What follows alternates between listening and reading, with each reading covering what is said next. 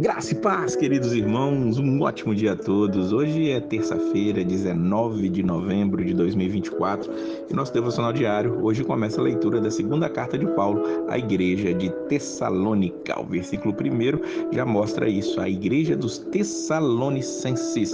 Quem está escrevendo, mais uma vez, é Paulo, e ali estão com ele Silvano e Timóteo, ou Silas e Timóteo, e naturalmente Paulo sempre começa suas cartas desejando graça e paz da parte de Deus Pai e do Senhor Jesus Cristo.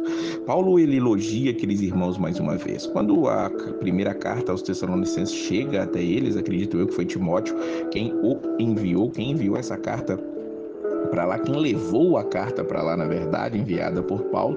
Ali Timóteo ele teve contato com aqueles irmãos, viu aqueles irmãos, ele deve ter estado ali no momento da leitura daquela carta, percebeu a luta que aqueles irmãos estavam vivendo desde a primeira vez que eles estavam lá. Aqueles irmãos se alegraram com a carta que receberam do apóstolo Paulo. Agora Timóteo volta com algumas notícias ali e Paulo mais uma vez vai enviar uma carta para aqueles irmãos. E ele diz que no versículo 3 que dá sempre graças a Deus. Por quê? Porque a fé deles cresce cada vez mais. Paulo já tinha elogiado a fé deles na primeira carta e agora ele fala, está crescendo mais essa fé e muito aumenta o amor que todos vocês têm uns pelos outros. Aquilo que é o alicerce do cristianismo, fé, esperança e amor, tem sido cada vez mais aumentado na vida daqueles irmãos macedônios ali da cidade de Tessalônica. E Paulo diz que a perseverança e fé que mostram em todas as perseguições e tribulações que vocês estão suportando faz com que ele glorie-se em Deus por causa deles. Que coisa maravilhosa é sabermos que aqueles irmãos, mesmo em meio à luta, as perseguições, lembremos que quando Paulo saiu de lá já tinha começado uma perseguição, ele sai fugido de lá depois do Jasson. Aqui toda a história que é contada ali em Atos capítulo 17, você pode perceber que houve essa perseguição, aquele homem é levado preso, arrastado, ele tem que pagar uma fiança para sair dali e como pensam os historiadores, eles devem ter assinado alguma coisa para que aqueles apóstolos ali, para que Paulo, para que Silas não estivessem mais ali naquela cidade e começa uma grande perseguição. Mas Paulo vai dizer algo interessante àqueles irmãos, eles precisam entender isso, que aquilo que eles estão sofrendo vai ter o justo juízo, vai ter a justa retribuição. Versículo 6, é justo da parte de Deus retribuir com tribulação aos que lhe causam tribulação. Ou seja, o que Paulo está dizendo, Deus ele vai retribuir toda a perseguição que acontece contra aqueles irmãos e podemos dizer a nós também.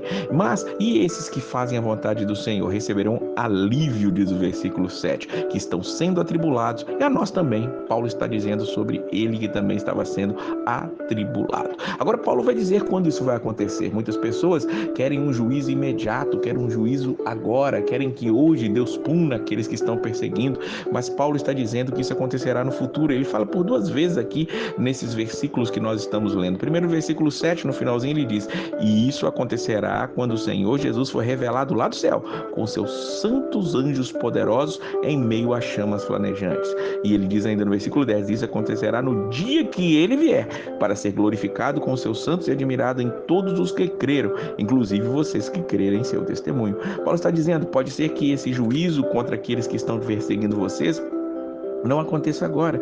Por isso podem perseverar, continuem perseverando.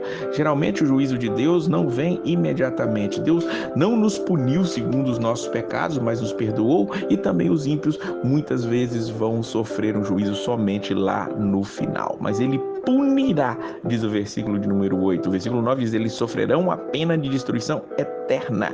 E o que é a pena de destruição eterna? Paulo vai explicar isso aqui, é espetacular nós entendemos isso. A destruição eterna, a pena, o inferno é justamente o que diz o versículo 9, a separação da presença do Senhor e da majestade do seu poder.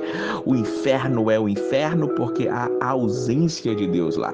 A presença de Deus nos céus, a presença de Deus no novo céu e na nova terra que serão ali, que estão sendo preparados, na qual nós faremos parte, é o melhor de tudo. Entendamos que não são as bênçãos de Deus que nós temos que estar correndo atrás. Nós temos que estar atrás de Deus, querendo Deus, amando a Deus, vivendo Deus, que Deus possa ser o principal, possa ser ser o nosso alvo, que é Ele que vai trazer a alegria eterna para nós, ou a alegria de podermos estar com Ele é o que nós temos que estar esperando. A destruição eterna é a separação de Deus.